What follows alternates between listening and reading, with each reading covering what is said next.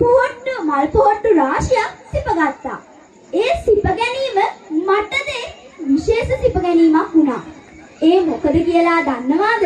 එදා ඒ මල් පොහොට්ටු අතරේ අකුරු කරන්න මමත් මේ පාසලට පැමිණියා. එදා පටන් අවුරුදු 5ක් තිස්සේ ගුරු මෑණිවරුන්ගේ ගුරු පියවරුන්ගේ ගුරු හරුකම් මැද මේ ඉස්කෝලේ කටකාර පුංචි තරුවක් වුණා. ඒ විදිහට මේ ඉස්කෝලේ දිලන තරුවක් වුණා. ඊට පස්සේ මම අපේ ලොකු ඉස්කෝලේට ඇතුළත් වුණා. ඒක දැන් මම ඉගෙන ගන්නවා. ඒ ඉස්කෝලේ හැමෝම මට කතා කරන්නේ පුංචි ගම්බිරිස්සටේ කියලා. මං හිතන විදිහට මට එහෙම කතා කරන්නේ මම කටකාර හින්දා වෙන්නේ නැති.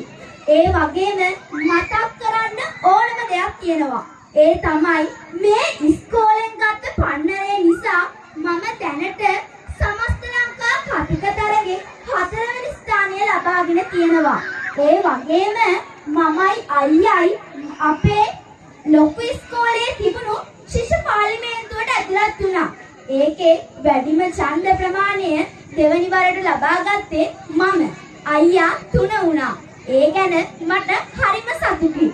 ඉතින් මේව මට කියා දුන්න එක්කෙනෙක් අද මෙතන ඉන්නවා. ඒ ජයරාජ් ගුරු තුමාණන්ව අද මම මේ මොහොතේ මතක් කර සිටිනවා.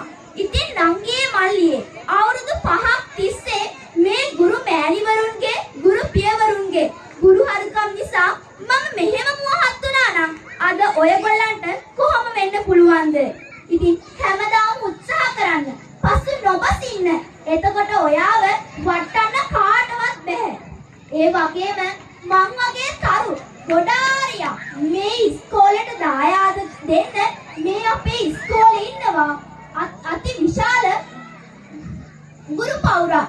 මම මේ මොහොතේ ඒ උතුම් ගුරු මෑණිවරුන්යි ගුරු පියවරුන්යි මතක් කරන්නම ඕනේ. ඒ මොකද මම අද මේ තැන ඉන්නේ ඔවුන්ගේ උපදෙස් මතයි කියලා මම අද හිතාගෙනයි ඉන්නේ. ඉතින් නැන්දේ මාමේ මගේම දෙමව්පියනි මම ඔබෙන් ඉල්ලා සිටින්නේ මේ වගේ තරු රැසක් අනාගත පරපුරට දායාද කරන්න මේ අපේ ශ්‍රී සරණංකර විදුමාතාවට සහයෝගය දෙන්න කියලා. එතකොට ගමක් දන්න රටක් දන්න ශ්‍රී සරණංකර ප්‍රාථමික විදුහල කියලා මේ විදුහල් මාතාව හැමදාම බැබලෙනවා. ඉතින් නංගියේ මල්ලියේ මම මෙතනින් නවතින්නම්. දැනට කොල්ලින්නාර්ද සිල්ලා ජාතික පාසලේ 7 ශ්‍රේණියේ ඉගෙනුම ලබන මම පී.වී. අශිනි පබසරා. ඔබ සැමට ස්තුතියි.